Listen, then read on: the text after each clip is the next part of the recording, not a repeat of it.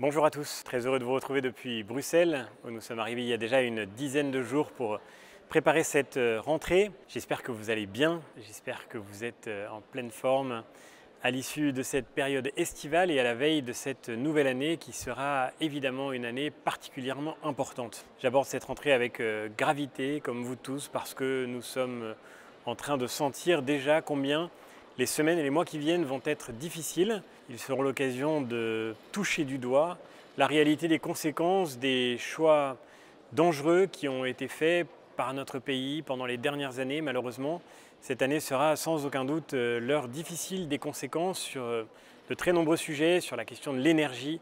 Vous vous en souvenez, je n'ai cessé d'alerter ici depuis des mois. Il y a maintenant 1 an et demi, dans un de ces messages, je vous disais que nous allions connaître en Europe, en France, des pénuries d'électricité, des pénuries d'énergie. Eh bien, nous y sommes sans doute cet hiver. Nous aurons à faire avec la rareté de l'énergie qui n'est pas seulement le résultat de la guerre en Ukraine, mais qui est d'abord et avant tout le résultat de notre absence d'investissement, le résultat des mauvais choix qui ont été faits par nos gouvernants successifs, par François Hollande, par Emmanuel Macron, dans nos filières industrielles les plus nécessaires à la production énergétique dont la France a besoin. Et au fond, si nous allons devoir en payer l'addition ensemble, c'est d'abord, j'espère, ce sera d'abord pour ceux qui nous dirigent l'occasion de prendre conscience de la nécessité de réorienter d'urgence les politiques qu'ils ont menées pendant de trop longues années sur le plan de l'énergie, mais aussi sur le plan, encore une fois, de l'industrie, de l'agriculture. Nous devons nous redonner les moyens de produire ce dont nous avons besoin. C'est le message que nous avions défendu pendant toute la campagne européenne de 2019, le message que je n'ai cessé de répéter ici et celui qui va devenir d'une assez terrible actualité sans doute dans les semaines et les mois qui viendront sur la question de la maîtrise de nos dépenses publiques, sur la question de la maîtrise budgétaire des finances publiques en France. Là aussi, avec la remontée des taux d'intérêt, nous allons certainement devant des moments qui seront difficiles. Et puis en matière de réarmement industriel, alors que nous avons connu encore cet été, en Asie en particulier, mais aussi bien sûr toujours en Ukraine, ces situations géopolitiques qui marquent le retour d'un monde très conflictuel, eh bien il est nécessaire, plus nécessaire que jamais, d'agir d'urgence pour pouvoir reconstruire notre capacité de défendre notre souveraineté et nos libertés. Et tout cela, nous allons le toucher du doigt dans les semaines qui viennent. Je n'ai qu'un souhait à partager avec vous pour la période qui s'engage.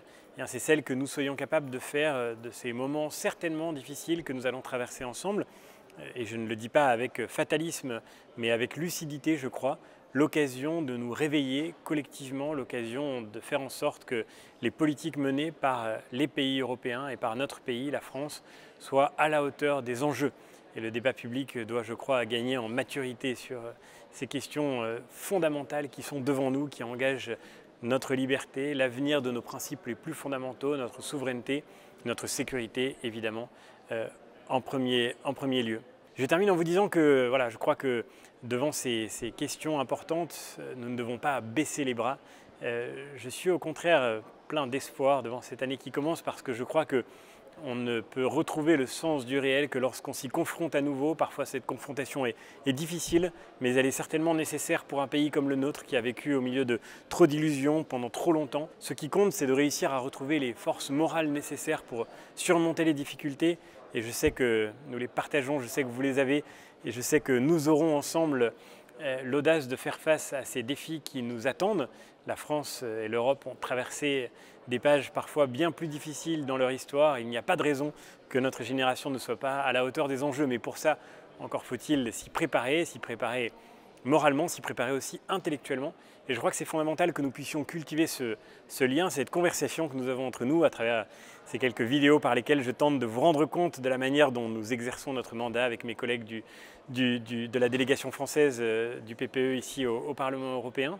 Et puis partir ensemble de vos questions, de tous les sujets que vous souhaiterez aborder. C'est ce que nous ferons dans quelques jours. Ce sera le 7 septembre à 18h30. Je serai très heureux de vous retrouver pour une session en direct comme nous l'avions fait juste avant les vacances d'été.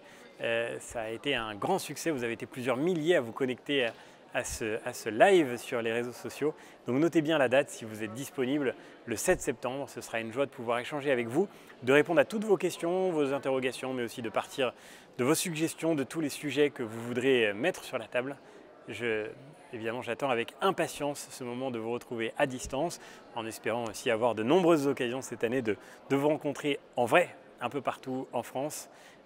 Merci encore en tous les cas de nous suivre, de votre confiance, de votre soutien et à très bientôt.